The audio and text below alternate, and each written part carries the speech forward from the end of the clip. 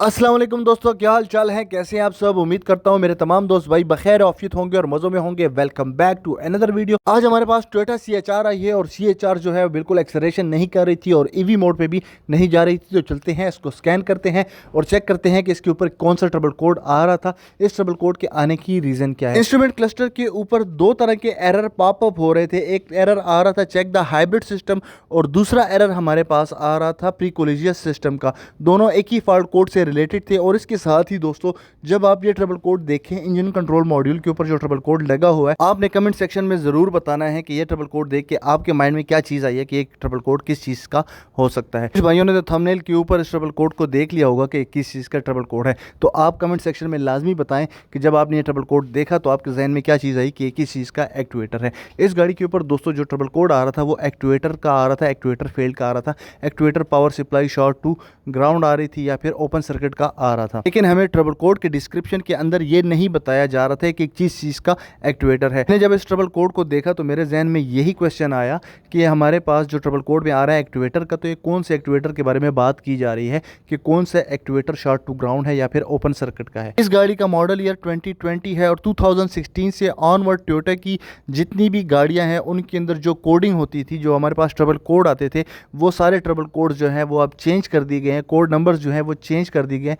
कुछ trouble codes पहले वाले भी हैं लेकिन अब भी नई गाड़ियां हैं 2016 के बाद, उनमें ये ट्रबल कोड जो हैं तो अब चेंज कर दिए गए हैं। तो हमारे पास जो डिस्क्रिप्शन में लिखा होता है और जो हमारे पास कोड नंबर होता है वो अब बहुत सी गाड़ियों के चेंज हो चुके हैं। इस गाड़ी का ट्रबल कोड देखने के बाद मुझे रिपेयर मैनुअल मस्ट देखना पड़ा कि ये ट्रबल कोड किस चीज़ से रिलेटेड है। तो ये देख सकते हैं दोस्तों, हमारा जो हेल्थ रिपोर्ट है वो चेक हो चुका है। इस गाड़ी के अंदर जो प्रोटोकॉल यूज़ होता है वो कैन FD यूज़ होता है। आप देख सकते हैं जो उसमें कैन की स्पीड है, जो उसकी स्कैनिंग की स्पीड है वो काफ़ी तेज़ है। हेल्थ रिपोर्ट कंप्लीट हो चुका है और हमारे पास दो कंट्रोल मॉड्यूल्स के ऊपर ट्रबल कोड आ रहा है, एक ABS के ऊपर और दूसरा एरर आ रहा है हमारे इंजन कंट्रोल मॉड्यूल के ऊपर। तीसरा जो हमें दिखाई दे रहा है ये है जेनेरिक मोड, इसको EOBD भी कहा जाता है। तो चलते हैं, हम इंजन कंट्रोल मॉड्यूल को स्कैन करते हैं और ये देख सकते हैं आप, हमारे पास ट्रबल कोड आ रहा है actuator supply voltages A short to ground और ओपन। तो ये हमें पता चल गया कि किसी एक्चुएटर के हमारे पास जो वोल्टेजेस की सप्लाई आ रही है वो शॉर्ट टू ग्राउंड है या फिर ओपन है। अब हम साथ में ही ABS के ऊपर जो ट्रबल कोड है उसको भी चेक करते हैं कि ABS के ऊपर किस चीज़ का ट्रबल कोड आ रहा है। तो HV सिस्टम, EV सिस्टम मैल फंक्शन आ रहा है। इंजन कंट्रोल मॉड्यूल के ऊपर जो ट्रबल कोड आ रहा है दोस्तों, उसको ही ABS डिटेक्ट कर रहा है कि हमारा इंजन कंट्रोल मॉड्यूल के ऊपर प्रॉब्लम है, लेकिन वो उसको EV सिस्टम का बता रहा है। हाइब्रिड सिस्टम के ऊपर कोई भी ट्रबल कोड नहीं है लेकिन गाड़ी EV के ऊपर शिफ्ट नहीं हो रही। तो चलते हैं, हम इंजन के अंदर हम इसको एंटर करते हैं और हम देखते हैं कि हमारे किस एक्चुएटर से रिलेटेड प्रॉब्लम हो रहा है। अब हम चलते हैं, इसका फ्रीज फ्रेम डेटा रीड करते हैं। दोस्तों, जब भी हमारे पास ट्रबल कोड आए तो हमें फ्रीज फ्रेम डेटा रीड करना बहुत ही ज़रूरी है। यहाँ पे हमें कोई भी फ्रीज फ्रेम डेटा प्रोवाइड नहीं किया जा रहा, जो कि बहुत ही ज़रूरी होता है। तो चलते हैं, हम इसका डेटा स्ट्रीम सेलेक्ट करते हैं और डेटा स्ट्रीम में सबसे पहले इसके थ्रॉटल एक्चुएटर का जो कंट्रोलर होता है जिसकी पावर सप्लाई होती है प्लस BM की, जो कि ETCS के फ्यूज से होकर इंजन कंट्रोल मॉड्यूल के पास आती है, और हमारे ECM के अंदर का वो हिस्सा जो कि इलेक्ट्रॉनिक थ्रॉटल की मोटर को कंट्रोल करता है, उसकी ये पावर सप्लाई होती है। जब हमारे पास ये पावर सप्लाई ना आए तो हमारा थ्रॉटल वर्किंग ही नहीं करता। तो चलते हैं, डेटा स्ट्रीम में जाते हैं और डेटा स्ट्रीम में प्लस BM को चेक करते हैं कि वहाँ पे हमारे पास 12 से 14 वोल्टेजेस आने चाहिए। देख सकते हैं दोस्तों, हमारे पास प्लस BM की सप्लाई के अंदर प्रॉब्लम है। हमारी जो प्लस BM की सप्लाई है वो ज़ीरो है।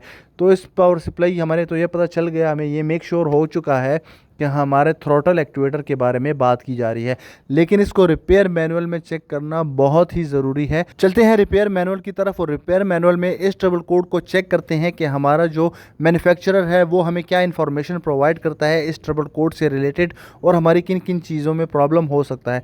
तो ये देख सकते हैं दोस्तों, जैसा हमारे पास ट्रबल कोड की डिस्क्रिप्शन है वो यहाँ पर आ चुकी है। कुछ हमें ये इन्फॉर्मेशन प्रोवाइड कर दी गई है जो कि हम पहले भी करोला वाले ट्रबल कोड में इसको डिस्कस कर चुके हैं। और इसमें हमारे पास जो इंजन कंट्रोल मॉड्यूल के ऊपर हमारे पास कुछ ग्राउंड होते हैं और कुछ पावर्स होते हैं। तो ये पावर्स हमें चेक करने ज़रूरी हैं प्लस BM, और ये हमें स्कैनर भी यही बता रहा है कि ये हमारे पावर सप्लाई जो है वो ज़ीरो है और हमारे पास एक ग्राउंड होता है जिसको कहा जाता है MEO1। तो ये हमें चेक करना बहुत ज़रूरी है। अब हम चलते हैं और इसके ECM का कनेक्टर चेक करते हैं कि हमारे ECM के ऊपर किस पॉइंट के ऊपर हमारा ETCS फ्यूज से पावर आता है, किस पॉइंट के ऊपर हमारा डायरेक्ट प्लस B आता है, जो डायरेक्ट हमारा मेन होता है, उसको हमने चेक करना है। और हमारे पास जो MEO1 ग्राउंड है वो हमारे हमारे किस पिन पॉइंट के ऊपर आता है। इस ट्रबल कोड की एक जो मेन रीज़न है वो हमारा इलेक्ट्रॉनिक थ्रॉटल भी हो सकता है। थ्रॉटल के अंदर थ्रॉटल वाल्व को कंट्रोल करने के लिए जो हमारी मोटर होती है उसका भी प्रॉब्लम हो सकता है। तो हमें ये भी चेक करना है कि हमारी मोटर तो कहीं शॉर्ट नहीं हो रही। और ये सारी चीज़ें दोस्तों आपको इसलिए एक्सप्लेन कर दी जा रही हैं कि आपकी गाड़ी के अंदर जो प्रॉब्लम आ रहा है उससे रिलेटेड ही चेकिंग करनी है। तो ये है हमारे पास ECU का कनेक्टर और हम इस ECU के अंदर इसके पिन आउट्स को देखते हैं। हमारे पास ये 3 पिन आउट्स हमें शो कर दिए गए हैं, जिसमें हमारे पास प्लस BM है, E1 है एंड MEO1 है। इन तीनों को हमने अच्छी तरह से चेक कर लेना है और मेक श्योर कर देना है कि यहाँ हमारी पावर सप्लाई बिल्कुल वेल एंड गुड आ रही है। उनके साथ इस गाड़ी के अंदर इंजन कंट्रोल मॉड्यूल की और थ्रॉटल की जो पार्ट लोकेशन है वो भी शेयर कर दी जाती है और इसका जो कलर इलेक्ट्रिकल वायरिंग डायग्राम है और उसके जो पिन आउट्स हैं थ्रॉटल के वो भी आपके साथ शेयर कर दिए जाते हैं। अगर मेरे किसी भाई को इलेक्ट्रिकल वायरिंग डायग्राम से रिलेटेड कोई प्रॉब्लम होता है तो उसको ये वीडियो देख के काम करने में आसानी हो और उसको हर चीज़ का पता हो कि कौन सी वायर किस जगह पे कनेक्ट है। ये सारी चीज़ें दोस्तों हमारे काम करने की स्पीड को बढ़ा देती हैं और हमारा टाइम ज़ाया होने से बच जाता है। तो चलते हैं अब हम इसके कलर इलेक्ट्रिकल वायरिंग डायग्राम की तरफ। ये देख सकते हैं हमारे पास प्लस BM की वायर है जो कि हमारे फ्यूज बॉक्स से होती हुई बीच में एक जंक्शन कनेक्टर लगा हुआ है। इस कनेक्टर से होती हुई इंजन कंट्रोल मॉड्यूल के पास आती है। इंजन कंट्रोल मॉड्यूल का जो हमारे पास कनेक्टर है उसकी पिन आउट और हमारे पास जो जंक्शन है उनकी पिन आउट आपके साथ मेल एंड फीमेल दोनों की शेयर कर दी जाती है। ये हमारे पास इंजन कंट्रोल मॉड्यूल का पिन आउट है और साथ में ही हमारे पास जो जिसका जंक्शन है जिसके ज़रिए से हमारे फ्यूज़ बॉक्स से जो वायर आते हुए जंक्शन के ज़रिए आती है, ये हमारे पास जंक्शन है। इसकी मेल एंड फीमेल दोनों पिन आउट्स आपके साथ शेयर कर दिए जाते हैं। अब हम वीडियो में आगे बढ़ते हैं और आपके साथ इलेक्ट्रॉनिक थ्रॉटल का पिन आउट जो है वो शेयर कर दिया जाता है। इलेक्ट्रॉनिक थ्रॉटल से लेके हमारे इंजन कंट्रोल मॉड्यूल तक जो हमारी 6 वायर्स होती हैं, 6 की 6 वायर जो होती हैं वो इंजन कंट्रोल मॉड्यूल से इलेक्ट्रॉनिक थ्रॉटल तक होती हैं। और इसमें जब भी हमारी मोटर्स की वायर अगर बॉडी के साथ शॉर्ट होंगी तो हमारी जो ये सप्लाई है उसका इसी तरह से जो फ्यूज़ है वो जल जाएगा। तो अगर आपका फ्यूज़ बार बार जल रहा है तो आपने इलेक्ट्रॉनिक थ्रॉटल की मोटर को और उसकी जो मोटर की वायर्स हैं उनको शॉर्ट टू ग्राउंड के साथ चेक करना है, कहीं वो शॉर्ट तो नहीं हो रही। ये है हमारा इलेक्ट्रॉनिक थ्रॉटल का कनेक्टर। यहाँ में हमारे पास 6 पिन आउट्स हैं। यहाँ देख सकते हैं 2 हमारे पास TP सेंसर की हैं, एक हमारे पास 5 वोल्ट है, दूसरा हमारे पास ग्राउंड है और 2 हमारे पास मोटर की वायर्स हैं।